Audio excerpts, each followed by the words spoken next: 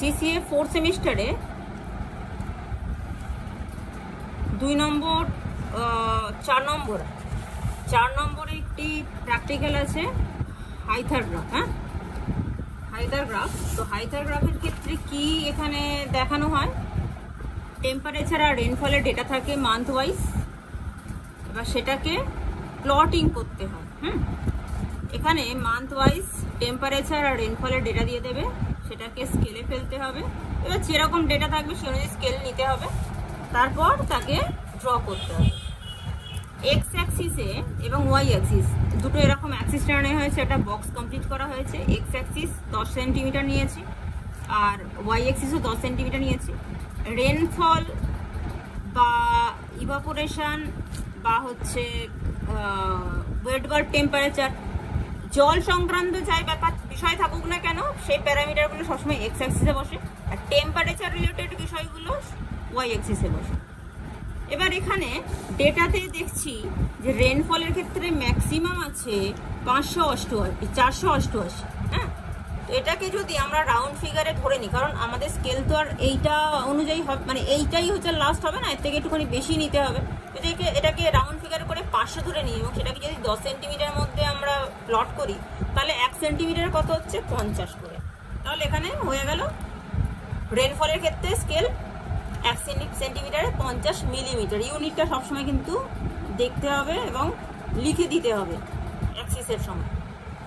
Next হচ্ছে কি টেম্পারেচারের ক্ষেত্রে ম্যাক্সিমাম কত আছে, ম্যাক্সিমাম জুন মাসে 31.9। এটাকেও একটু বাড়িয়ে আমরা যদি 40 ধরে নিই, এটা ডিপেন্ড করছে নেওয়ার ওপরে। 40 কেন, কেউ 35ও নিতে পারে, তাতে কোনো অসুবিধা নেই। তো আমরা 45ই নিলাম।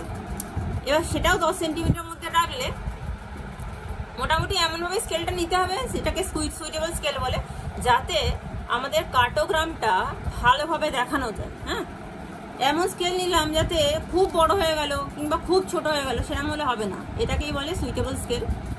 তো যে স্কেলটা নিলাম মোটামুটি ঠিকই আছে, তো এটাকে 40 নিয়ে নিয়েছি। তাহলে 10 সেন্টিমিটার মধ্যে রাখলে কত হবে, 1 centimetre 4 degree Celsius in degree C. হ্যাঁ, ডিগ্রি সেলসিয়াস। এবার সেই অনুযায়ী এখানে প্লট করেছি। 1 সেন্টিমিটার করে এখানে 10 টাকে ভাগ করে নেওয়া হয়েছে, 50 100 করে। আর ওয়াই অ্যাক্সিসের টেম্পারেচারটা 1 সেন্টিমিটারে 4 ডিগ্রি সেলসিয়াস এই করে নেওয়া হয়েছে। তারপরে খুব সিম্পল বিষয়, জানুয়ারি মাসের রেনফল কত, জানুয়ারি মাসে হচ্ছে 34 রেনফল। হ্যাঁ, 34 মিলিমিটার। তাহলে এটাকে 50 দিয়ে ভাগ করতে হবে। এখানে চাইলে দুটো এক্সট্রা কলামে স্কেলের ভ্যালুটাকেও প্লট করা যেতে পারে, আঁকতে সুবিধা হবে। 50 দিয়ে ভাগ করে হয়েছে 0.7। টেম্পারেচারটাকে 19.5কে 4 দিয়ে ভাগ করা হয়েছে, স্কেল ভ্যালু দিয়ে ভাগ করা হয়েছে, সেটা হয়েছে 4.9। এরকম করে মানে দুটো প্যারামিটারকেই স্কেলে ফেলে নিতে হবে। এগুলো হচ্ছে এত সেন্টিমিটার করে বেরিয়েছে, শুধুমাত্র আমাদেরকে প্লট করে দিতে হবে। জানুয়ারির ক্ষেত্রে এক্স অ্যাক্সিসে কত ভ্যালু হচ্ছে 0.7, তাহলে হরিজন্টালি 0.7, হরিজন্টালি হচ্ছে 0.7 সেন্টিমিটার। এই যে একদম কোণা থেকে বসালাম 0.7, এই পর্যন্ত হচ্ছে 0.7, এই পর্যন্ত 0.7 একটা মার্কিং করে নিলাম ছোট করে, একদম হালকা করে, যাতে মানে খুব বেশি ডার্ক না হয় আবার একদম বোঝা না যায় সেরকম নয়, নিজের মতো বোঝার মতো হলো। যদি খুব বেশি ডার্ক হয়ে যায়, এই যে অনেক জায়গায় দেখা যাচ্ছে যে খুব ডটগুলো ডার্ক হয়ে গেছে, তখন একদম কাজ শেষে এই লাইনটার যে পোর্শনটা বেশি ডার্ক হয়েছে সেগুলো মুছে দিয়ে একটা পরিষ্কার বা ফ্রেশভাবে লাইন টেনে দিলেই হয়ে যাবে। সেজন্যই বলছি যে যাতে করে খুব ডার্ক না হয়ে যায়, দেখতে ভালো লাগবে না। এটা আবার এই যে এক্স অ্যাক্সিসের যে স্কেলের পয়েন্টগুলো সেগুলো অনেক সময় বোঝা যায় না, এই যে বাকি যে এক্সট্রা দাগগুলোর জন্য অনেক সময় বোঝা যায় না। হ্যাঁ, এক্সামিনারের দেখতে অসুবিধা হতে পারে, তাই বলবো যে যতটা ক্লিয়ার হবে করা যায় ততটাই ভালো। যাই হোক, 0.4 সেন্টিমিটার এখানে নিলাম। এবার সেই বরাবর ওপরের দিকে ভার্টিক্যাল স্কেলটা বসাবো 0.4 সেন্টিমিটার। রেনফল টেম্পারেচার কত আছে 4.9 সেন্টিমিটার। তো এই বরাবর আমরা যদি ওপরের দিকে উঠি 4.9 সেন্টিমিটার,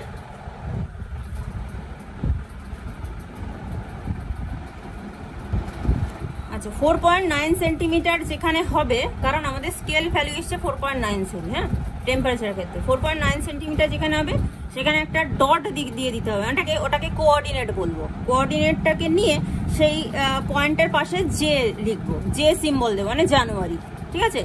আর ভার্টিক্যাল যখন আমরা লাইনটা টানবো বা পয়েন্টটা টানবো বা পয়েন্টটা নেবো, সেই ক্ষেত্রে না ডায়াগোনাল স্কেল ব্যবহার করলে ভালো হয়। অনেক সময় এই স্কেল বসাতে গেলে একটু বেঁকে যায়, বা একটু লম্বা লাইন হলে বা একটু লম্বা পজিশন হলে ডটটা বেঁকে যায়। তো সেই ক্ষেত্রে আমরা যদি ডায়াগোনাল স্কেল নিই একদম 90 ডিগ্রি অ্যাঙ্গেলই আমরা পাবো। হলো, এখন যেটা আছে সেটাতেই করছি। এরকম ভাবে সবকটা মাস কিন্তু আমাদেরকে কোঅর্ডিনেটটাকে বসিয়ে নিতে হবে। ফেব্রুয়ারি মাসের ক্ষেত্রে কত আছে 0.4 কোথায় আছে 0.4 হচ্ছে এই পোর্শনটাতে আসছে, এই যে এই জায়গাটাতে। এবার এই বরাবর ভার্টিক্যালি যদি ওপরে উঠি স্কেলটাকে বসিয়ে নিই, আর টেম্পারেচার কত আছে 5.6 হচ্ছে এই জায়গাতে হবে 5.6। তাহলে এখানটাতে কোঅর্ডিনেট নিয়ে এখানটায় ফেব্রুয়ারি বসিয়ে দিতে হবে, হ্যাঁ এখানটায় ফেব্রুয়ারি। তারপরে মার্চে কত আছে 1.1, মার্চে 1.1 হরিজন্টালি বসালাম 1.1। এবার এই বরাবর ভার্টিক্যালি স্কেলটা ধরে আমি এখানে কিভাবে স্কেলটা হচ্ছে এই লাইনটার উপরে, হরিজন্টাল যে লাইনটার উপরে না স্কেলের এই যে জিরোর যে দাগটা যদি ওই পয়েন্টটা নিয়ে এসে একদম লাইনের সঙ্গে প্যারালাল ভাবে বসিয়ে দেওয়া যায়, তাহলে কিন্তু একটা ভার্টিক্যাল পজিশন পাওয়া যায়। নেক্সট কত আছে মার্চের ক্ষেত্রে টেম্পারেচার 7, এই যে 7। তাহলে এখানে হচ্ছে মার্চ, মানে এম দিয়ে বলা হয়েছে। আচ্ছা এখানে একটা কথা আছে, যেহেতু এখানে আগে কাজটা করা আছে, আমি জাস্ট ভিডিওটা করছি। এই যে এমটা যখন আমরা প্লট করব, তখন বুঝতে পারবো না কোন দিকটা বাইরের দিক, ভিতরে হলে যেমন এই যে এমটা ভিতরের দিকটা, কারের ভিতরের দিকটাই বসানো হয়ে গেছে, দেখতে ভালো লাগছে না। তো সেই ক্ষেত্রে প্রথমে যেখানেই হোক আমি বসাই, ভিতরে হোক বাইরে হোক বুঝতে পারছি না, প্রথমে বসাই। তারপরে এই কার্ভটা করার পরে না এই ভিতরে যেগুলো থাকবে সেগুলো একটু বাইরের দিকে বসিয়ে দেওয়ার চেষ্টা করব মুছে, তাতে করে কি কার্ভটা সুন্দর লাগবে, পরিষ্কার লাগবে। বোঝা গেল? তাহলে এই ক্ষেত্রে আমরা এমটাকে যদি মুছে, মানে মার্চটাকে যদি মুছে নিই,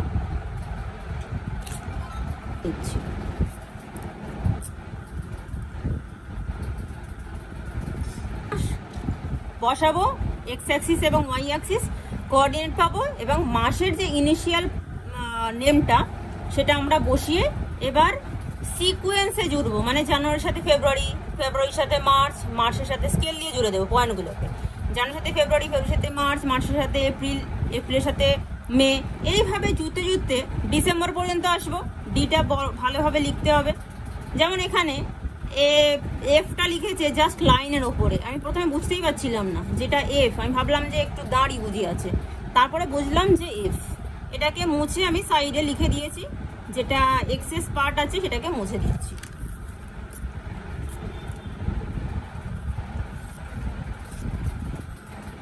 এরকম ভাবে না কার্ভটা ক্রস করতেই পারে। যেমন এখানে যেটা হয়েছে পুরোটা ঘুরে এসছে April, May, June, July, August, September, October, November কিন্তু এই লাইনটাকে ক্রস করে বেরিয়ে গেছে, হতেই পারে, অসুবিধে কিছু নেই। তারপরে হচ্ছে কি নভেম্বর, ডিসেম্বর। এবার ডিসেম্বর আর জানুয়ারি তো কোনো রকম ভাবে মানে প্রথম অবস্থায় তো কেউ জুড়বে না, কিন্তু এটাকে জুড়ে দিতে হবে। ডিসেম্বরের সাথে জানুয়ারি আবার জুড়ে দিতে হবে, লাইনটা জুড়ে দিতে হবে, হ্যাঁ, তবে কিন্তু এটা সাইকেলটা কমপ্লিট হবে। আচ্ছা এখানে চারটে কোণাতে চারটে প্যারামিটার একটু বসিয়ে দিতে হবে। যেমন এই যে কোণাটা, এই কর্নারটাতে এখানে রেনফলও কম এবং টেম্পারেচারও কম, সেজন্য এখানে টু ড্রাই টু কোল্ড লেখা হয়েছে, মানে ঠান্ডাও যথেষ্ট বেশি এবং শুষ্ক।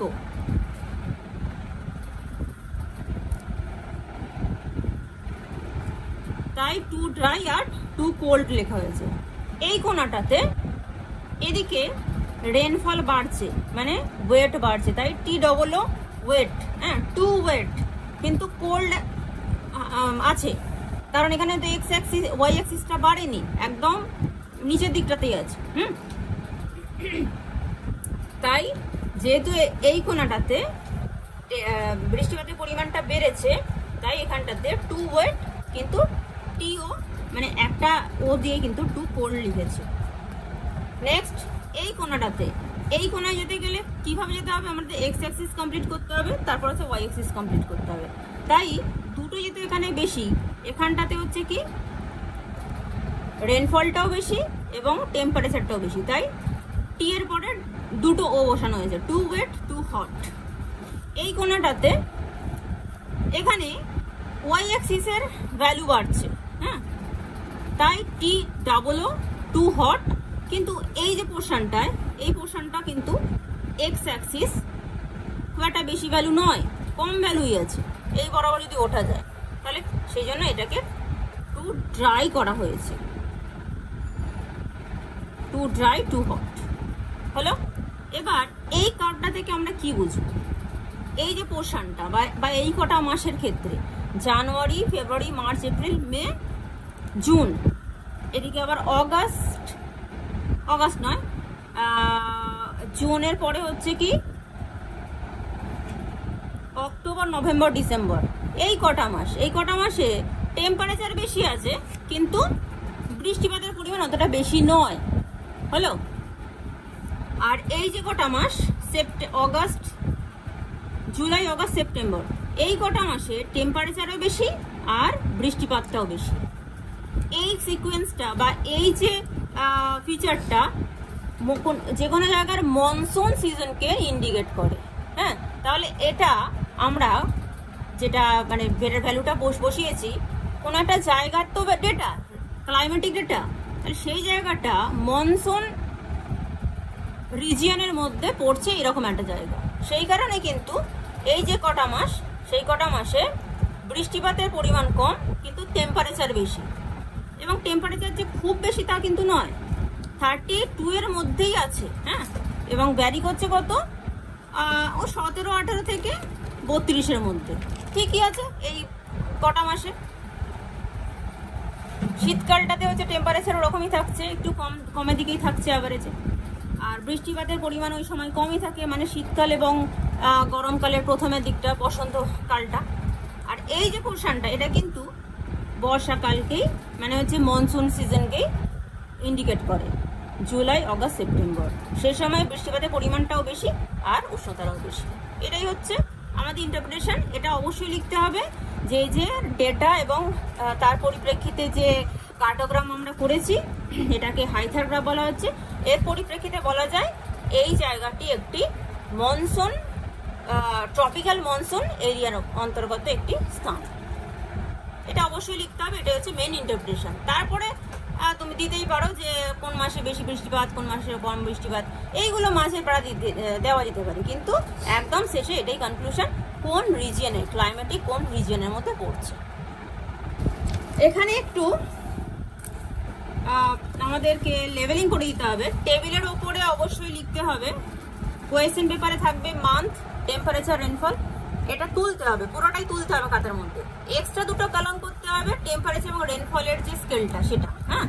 এবং টেবিলের ওপর লিখে দিতে হবে table showing calculation for hythergraph, এটা দিলে ভালো লাগবে। আর একটা যদি এক্সাম্পল দিয়ে দেওয়া যায় তাহলে ভালো হয়, এক্সাম্পলটা দেওয়াটা উচিত। ড্রয়িং এর ক্ষেত্রে লেভেলিংটা তো হলো, ভিতরের লেভেলিংটা হলো, এখানে টেম্পারেচার, রেনফল, টেম্পারেচার বসানো হয়েছে, এখানে অ্যারোটা দেওয়া উচিত। হেডিং এর ক্ষেত্রে hythergraph showing relationship between rainfall and temperature of a place. যদি জায়গার নাম থাকে তাহলে জায়গার নাম মেনশন করতে হবে, যদি না মেনশন থাকে তাহলে অফ আ প্লেস লিখলেই হবে। আর স্কেলটা লিখে দিতে হবে, হরিজন্টাল স্কেল আর ভার্টিক্যাল স্কেল কত নেওয়া হয়েছে সেটা বসিয়ে দিতে হবে, অবশ্যই লিখে দিতে হবে। এই কাজগুলো যদি করা যায় এবং ইন্টারপ্রিটেশন লিখে দেওয়া যায়, ইন্টারপ্রিটেশন যদি নাও চাই কোয়েশ্চেন পেপারে তাহলেও লিখে দেওয়া উচিত অ্যাটলিস্ট কোন ক্লাইমেটিক রিজিয়ন এর মধ্যে পড়ছে, তাহলে ইমপ্রেশনটা ভালো হয়, ঠিক আছে। নেক্সট টপিক আছে ক্লাইমোগ্রাফ, হ্যাঁ, এই যে ক্লাইমোগ্রাফ আফটার টেলর। এখানেও ডেটা দিয়ে দেবে, রিলেটিভ হিউমিডিটি আর ওয়েট বাল্বের ডেটা দিয়ে দেবে মান্থ ওয়াইজ।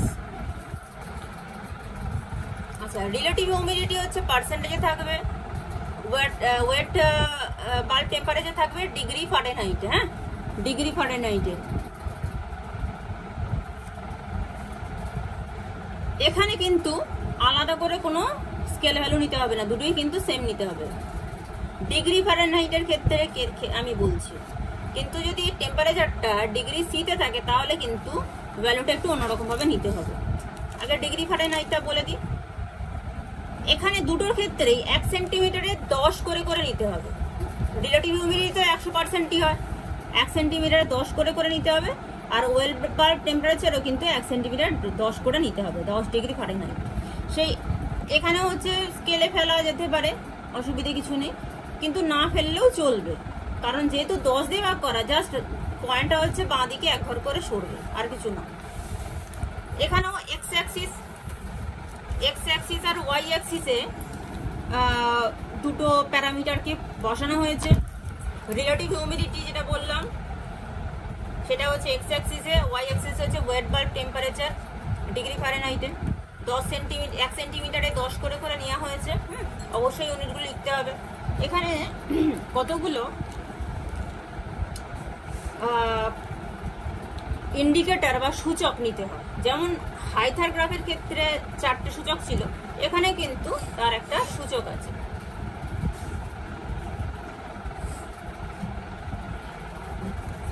কিরকম? 40 আর 40, মানে 4 সেন্টিমিটার 4 সেন্টিমিটার নিয়ে একটা বক্স করতে হবে। এখানে নাম দিতে হবে কিন, মানে আগে যেটা ছিল হাইথাগ্রাফের ক্ষেত্রে 2 ড্রাই 2 কোল্ড, এখানে সেটা কিন হয়ে গেছে। ডান দিকের যে কর্নারটাতে, মানে সাউথ ইস্টের যে কর্নারটা, সেখানে 70 থেকে 100 এবং ভার্টিক্যালি হচ্ছে 40 পর্যন্তই উঠবে। এইটুকু বক্স নিয়ে এখানে লিখতে হবে র, মানে এখানে যেটা 2 ওয়েট 2 কোল্ড, সেটাই হচ্ছে এখানে র হয়ে গেছে। এটা সেম। আচ্ছা, এটা এই কোণাটাও কিন্তু 70 থেকে 100 আর ভার্টিক্যালি 60 থেকে, মানে এটাও 40, 60 থেকে 100 পর্যন্ত ভার্টিক্যালি। এটার নাম হচ্ছে মুগি।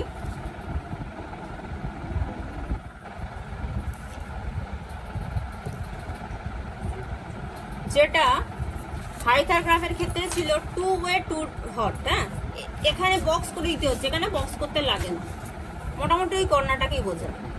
আর যেটা নর্থ ওয়েস্ট কর্নারটাতে, সেটাও কিন্তু হরিজন্টালি 40, ভার্টিক্যালিও 40। হ্যাঁ, মানে 60 থেকে 100, আর এটা হচ্ছে 0 থেকে 40। এটা হচ্ছে স্কর্চিং, যেটা হাইথার গ্রাফের ক্ষেত্রে 2 ড্রাই আর 2 হট। হ্যাঁ, এটাও আগেরটার মতোই এক্স অ্যাক্সিস আর ওয়াই অ্যাক্সিসে মান্থ ওয়াইজ ভ্যালুগুলোকে প্লট করা। মানে জানুয়ারি মাসের ক্ষেত্রে রিলেটিভ হিউমিডিটি কত?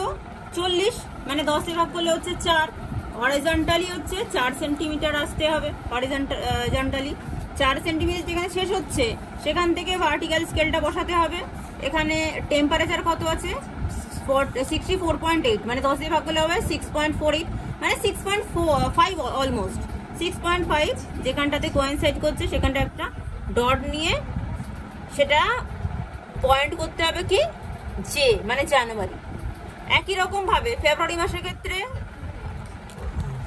রিলেটিভ হিউমিডিটি আছে 44, মানে 4.4, 10 দিয়ে ভাগ করলে 4.4 আমি এখানে নিলাম। নেওয়ার পরে ভার্টিক্যালি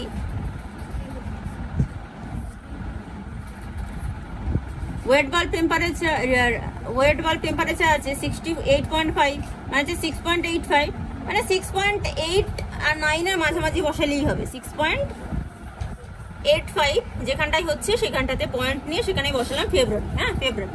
এরকম হবে সবকটা মাস কোঅর্ডিনেটগুলোকে প্লটিং করতে হবে। করার পরে মান্থ ওয়াইজ পরপর জয়েন করে দিতে হবে স্কেল দিয়ে। জানুয়ারির সাথে ফেব্রুয়ারি, ফেব্রুয়ারির সাথে মার্চ, মার্চের সাথে এপ্রিল, এরকম করে করে সবকটা জয়েন করতে হবে। এবং এটা কমপ্লিট হওয়ার পরে এদিকে একটা স্কেল করে দিতে হবে, যেটাকে ডিগ্রি অফ আনকনফর্মিটি বলা হচ্ছে, ডিগ্রি অফ আনকমফোর্টেবল বলা হয়, ডিগ্রি অফ আনকমফোর্টেবল। আর মাঝখানে যে জোনটা হচ্ছে কমফোর্ট জোন। ডিগ্রি অফ আনকমফোর্টেবিলিটি বসানোর জন্য এদিকে একটা স্কেল ধরতে হবে। সেটা কত? সেটা 45 থেকে মানে 45 এর নিচে যে পোর্শনটা সেটা হচ্ছে ভেরি রিয়ারলি আনকমফোর্টেবিলিটি। হ্যাঁ, সেটা পাবো কোথা থেকে? এই যে এখানে যদি আমরা 5 করে করে ডিভিশন করে নিই, মানে 40-এর পরে আছে কত, বা এখান থেকেও নিতে পারি। 5 করে করে আমাদেরকে 75 পর্যন্ত পয়েন্ট নিয়ে নিতে হবে। এই যে 40.5 হচ্ছে 45, 50-এ নেবো না, 55-তে নেবো। এটা হচ্ছে 10-এর গ্যাপ থাকবে। হ্যাঁ, 45 থেকে 55, 45 থেকে 55 এখানে লিখে দিতে হবে না, জাস্ট পয়েন্টগুলোকে আমরা বসিয়ে নেব। তারপর হচ্ছে 50 তো এখানে হয়ে যাচ্ছে, 55, 60, 65, 75।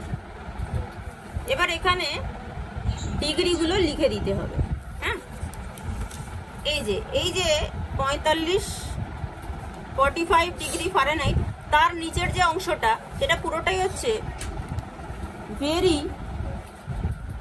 রিয়ারলি আনকমফোর্টেবিলিটি। মাঝখানে যে পোর্শনটা 45 থেকে 55, মানে এটা হচ্ছে এই রেঞ্জের মধ্যে যদি টেম্পারেচার থাকে কোনো একটা জায়গার, তাহলে সেখানে কিন্তু যে ক্লাইমেটিক কন্ডিশনটা কমফোর্ট, আরামদায়ক, তাই এটাকে আইডিয়াল বলা হয়, আইডিয়াল। আর মাঝখানটা লিখেছি কমফোর্ট জোন। আচ্ছা, 55 থেকে যেটা হচ্ছে 60, তার মধ্যে হচ্ছে কি রিয়ারলি, মানে যত এবার টেম্পারেচার বাড়বে তত হচ্ছে অস্বস্তিটা বাড়ছে। আনকমফোর্টেবলি মানে কি? অস্বস্তি। 55 থেকে 60-এর মধ্যে, মানে এটা হচ্ছে রিয়ারলি হচ্ছে, আর এখানে হচ্ছে ভেরি রিয়ারলি আনকমফোর্টেবিলিটি, মানে কি টেম্পারেচার তো কমছে। হ্যাঁ, কম টেম্পারেচার তো আরামদায়ক আমরা জানি, কিন্তু মাঝে মাঝে হয় কি ভেরি রিয়ারলি আনকমফোর্টেবল, মানে যখন হচ্ছে ধর প্রচন্ড ঠান্ডা পড়ছে, তার সাথে সাথে ওয়েদার এরকম হলে তো একটা অস্বস্তি সূচক বাড়ে। আর যখন 55 থেকে 60 হচ্ছে সেটা হচ্ছে রিয়ারলি আনকমফোর্টেবিলিটি।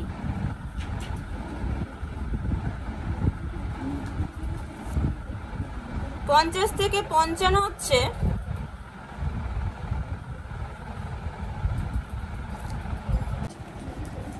এখানে ডিগ্রি অফ আনকমফোর্টেবিলিটি, ডিগ্রি অফ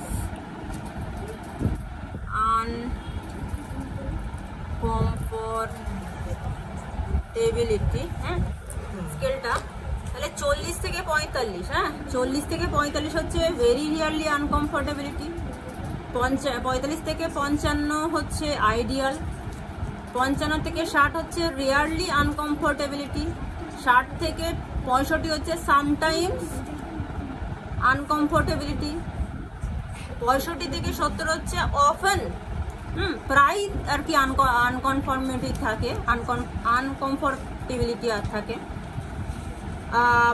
তারপর হচ্ছে কি 70 থেকে 75 ইউজুয়ালি আনকমফোর্টেবিলিটি। 75-70 ডিগ্রি ফারেনহাইট মানে কতটা টেম্পারেচার? ন্যাচারালি ওখানে প্রচন্ড গরম। এটা হচ্ছে ডিগ্রি অফ আনকমফোর্টেবিলিটি, যে স্কেলটা হয়ে গেল। এবার ইন্টারপ্রিটেশনের পালা। এখানে যে কটা মান্থ আর কি প্লট হয়েছে, জানুয়ারি, ফেব্রুয়ারি, মার্চ, এপ্রিল, হ্যাঁ, এই 3টে মাস পড়ছে স্কর্চিং এর মধ্যে। মানে এখানে হচ্ছে কি গরম আছে, তার সাথে আর্দ্রতা কম, ড্রাই ওয়েদার। হ্যাঁ, এই কটা মাস।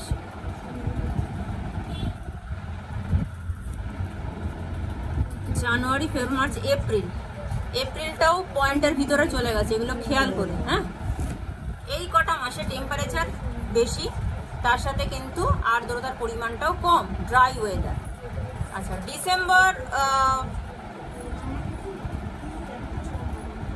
নভেম্বর মাস, ডিসেম্বরটা কোথায়? নভেম্বর, ডিসেম্বর, এই দুটো মাস। আর এদিকে হচ্ছে মে মাস। এই 3টে মাস কিন্তু মাঝামাঝি জায়গায় পড়ছে। মানে এখানে টেম্পারেচারটা বেশি, তার সাথে আর্দ্রতার পরিমাণটা খুব বেশি না হলেও কিন্তু মাঝামাঝি। হ্যাঁ, আর এই যে পোর্শনটা, এই পোর্শনটা হচ্ছে মানে জুন, জুলাই, অগাস্ট, সেপ্টেম্বর, এই কটা মাস, 4টে মাস টেম্পারেচারও যতটা বেশি, আর্দ্রতার পরিমাণটাও বেশি। মানে এটা প্রচন্ড অস্বস্তি সূচক একটা মাস, যে কটা মাস, 4টে মাস। তাহলে এটার পরিপ্রেক্ষিতে আমরা কি বলতে পারি যে এটা ক্রান্তীয় অঞ্চলের কাছাকাছি এরকম একটা, নিরক্ষীয় অঞ্চল বা ক্রান্তীয় অঞ্চল এইরকম জায়গার মধ্যে পড়ছে, এরকম একটা জায়গা, জলবায়ু অঞ্চল। আর এখানে একটা হেডিং করে দিতে হবে, ক্লাইমোগ্রাফ showing relationship between relative humidity and wet bulb temperature of a place। আর এটা হয়েছে, এবার লেভেলিংটা করে দেওয়ার পরে স্কেলটা লিখে দিতে হবে, এবং এটা হচ্ছে আফটার টেলার।